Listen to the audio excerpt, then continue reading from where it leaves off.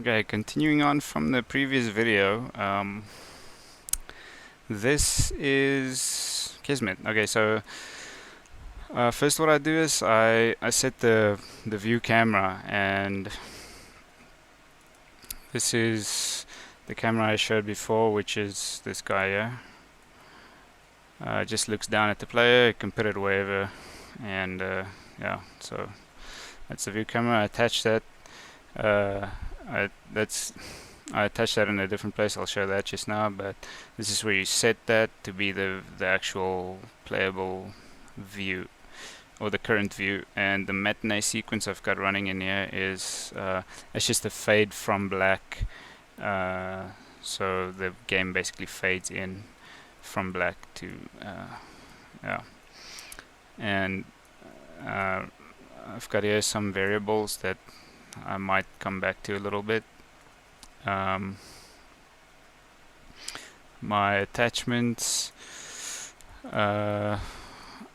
this is just the sequence that I use to spawn stuff that I need if I need them, and attach them to the player however I need them.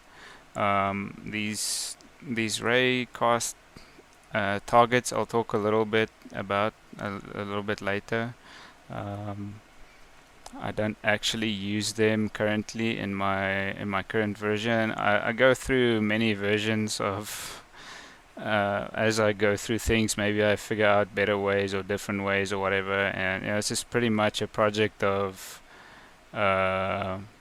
figuring things out and learning new things and things like that. So it's not a it's not a dedicated making a game. It's just a dedicated to learning how to do things in Kismet more efficiently, and even learning just how to do them. Period. Okay, so the attachments are very simple attachments.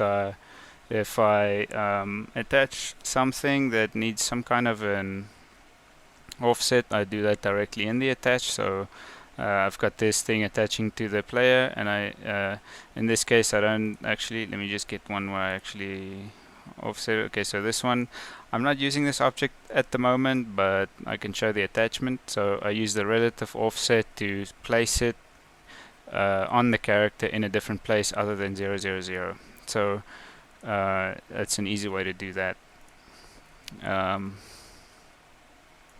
So if you actually just attach it and you don't use these, it'll sit wherever it is in the level at that point in time. So if it's placed on the character and you attach it, then it'll be fine.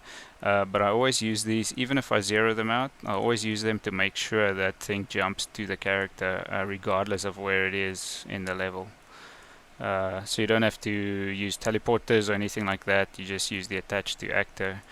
And you'll see in the beginning I do a delay of 0.5 seconds. I've found that if you attach to the actor and you don't delay it just a little bit like that, you can get some screwed up results. So I always use the delay there before attaching anything. You don't have to delay every attachment, just at least a delay before any number of attachments. Okay, so that's that.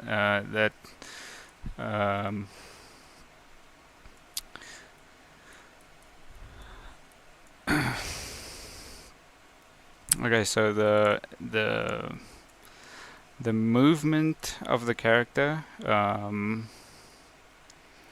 think I'll maybe move that over to the next video. It might be a little bit of a long explanation, so yeah, I'll do that in the next video.